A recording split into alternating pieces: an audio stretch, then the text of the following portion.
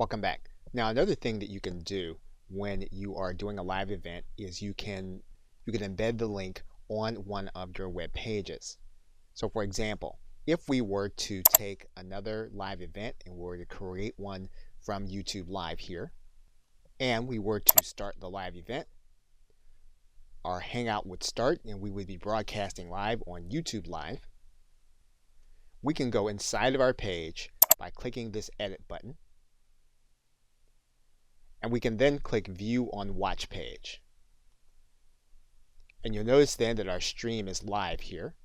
And what we would do then is we would then go to the share button. We would then click the embed button. We can then take care of the embed options, grab the code, and then head to our website.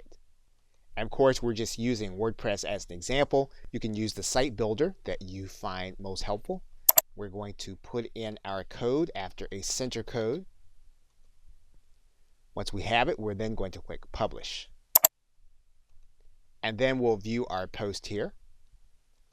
Now you need to give the individuals instruction to click this button.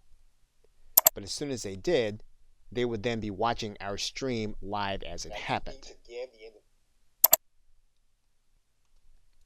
Okay, so with that, thanks, and I will see you in another video.